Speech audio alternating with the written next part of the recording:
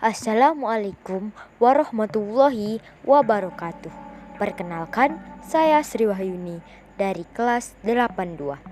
Kali ini kita akan membahas tentang teks persuasi. Materi yang kita bahas yaitu pengertian teks persuasi, ciri-ciri teks persuasi, jenis-jenis teks persuasi, dan struktur teks persuasi. Baik, langsung saja yuk kita bahas. 1. Pengertian teks persuasi. Menurut Kamus Besar Bahasa Indonesia memiliki dua pengertian. Yang pertama, ajakan kepada seseorang dengan cara memberikan alasan dan prospek baik yang meyakinkan atau pujukan halus. Yang kedua, karangan yang bertujuan membuktikan pendapat. Nah, berarti teks persuasi adalah teks yang di dalamnya berisi ajakan atau bujukan. Pengertian ini berkaitan dengan pengertian yang pertama. Sedangkan yang kedua, unsur-unsur teks persuasi mencakup argumentasi, fakta, dan ajakan. Nah, di sini kita dapat mengetahui tujuan dari teks persuasi, yaitu membujuk, merayu, dan mempengaruhi orang lain agar melakukan sesuatu yang diinginkan penulis. Selanjutnya, ciri-ciri teks persuasi.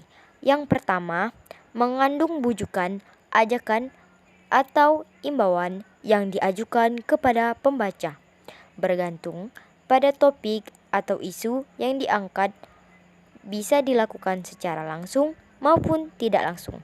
Yang kedua, mengandung kalimat yang berisi alasan disertai dengan data maupun fakta.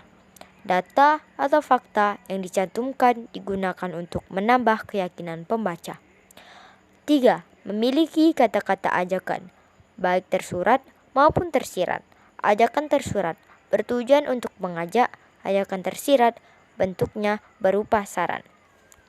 Ciri-ciri teks persuasi yang lain yaitu sasaran proses berpikir, teks berorientasi kepada pembacanya.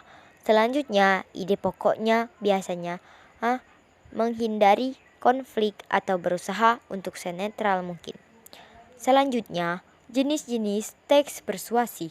Yang pertama, persuasi politik. Teks persuasi ini digunakan dalam bidang politik oleh orang-orang yang berkecimpung di bidangnya.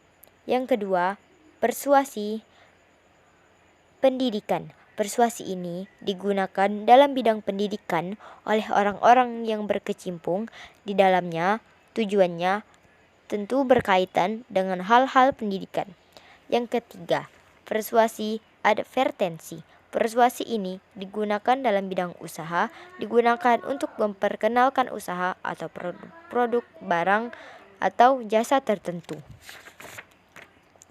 Yang keempat, persuasi propaganda. Persuasi ini digunakan dalam kegiatan kampanye, tujuan agar pembaca, pendengar mengikuti ajakan yang disampaikan dalam kampanyenya.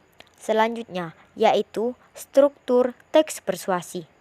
Yang pertama, pengenalan isu, berisi pengantar atau penyampaian tentang isu atau topik yang menjadi dasar tulisan dan yang dibahas di dalam teksnya. 2. Rangkaian argumen, berupa sejumlah pendapat penulis atau pembaca terkait isu yang dibahas. 3.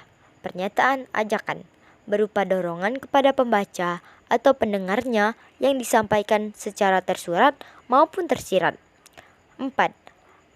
Penegasan kembali, penegaskan kembali pernyataan-pernyataan sebelumnya. Nah, itu saja yang dapat saya sampaikan. Terima kasih yang sudah menonton. Baik, saya Sri Wahyuni pamit undur diri.